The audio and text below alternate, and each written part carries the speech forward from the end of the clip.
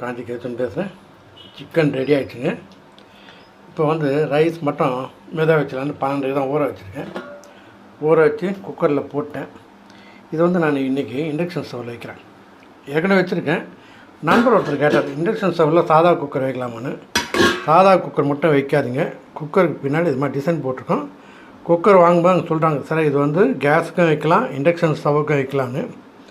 அதன்படி பட்டப்பில் சின்னதும் வருது, 3 லிட்டரும் வருது, 5 லிட்டர் குக்கரும் வருது. இது தான் நீங்கள் வைக்கணும். ஓகே, இப்போ நான் இது ஒன்றும் இல்லை, சாதம் வச்சுட்டு கரெக்டாக இவ்வளோ தண்ணி ஊற்றுங்க.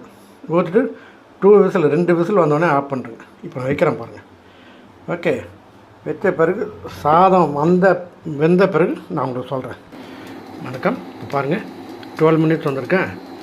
இதில் வந்து ப்ரெஷர் குக்கருக்கெலாம் ஆன் பண்ணுறேங்க. சாதம் வெந்துடும். ஓகே, சாதம் எப்படி இருக்குது பார்க்கலாங்களா? சூப்பராக இருப்பாங்க. அப்படியே பெரிய